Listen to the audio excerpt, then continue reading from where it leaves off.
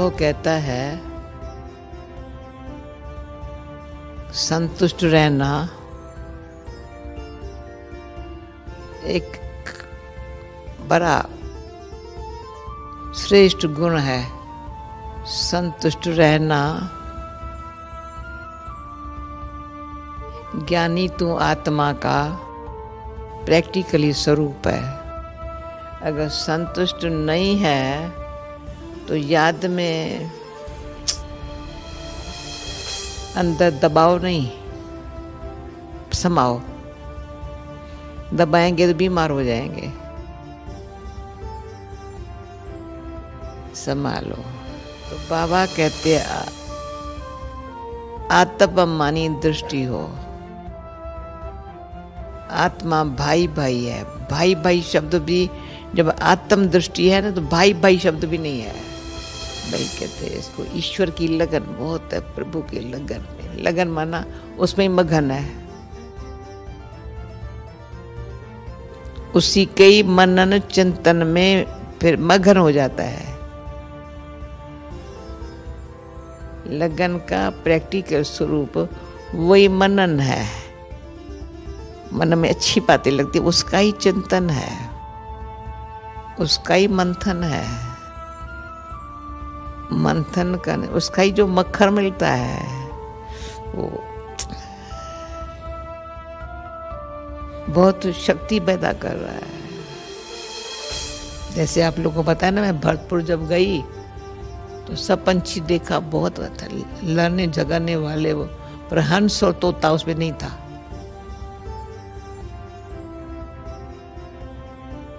इतने बड़े जंगल में इतने सब पंछी, कितने वैरायटी, इंटरनेशनल,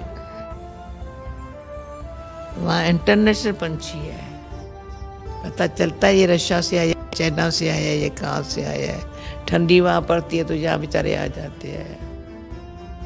उनको पता है कैसे रूट, कैसे यहाँ आना होता है। कोई उनको लेके नहीं आता है, परंतु उनकी समझ इतनी तेज है। अभी हमको कहाँ जाना चाहिए, कहाँ रहना, कहाँ हमको ठिकाना मिलेगा। पर तो ध्यान गया चारों तरफ, न हंस है न तोता है। तो ये भी देखो, हंस जो है ना, बगुले भी वाइट वाइट है, बहुत ढेर दिखाई पड़ते थे, पर हंस नहीं दिखाई पड़ता, वो स्पेशल है। इसलिए सरस्वती की हंस पर सवारी है।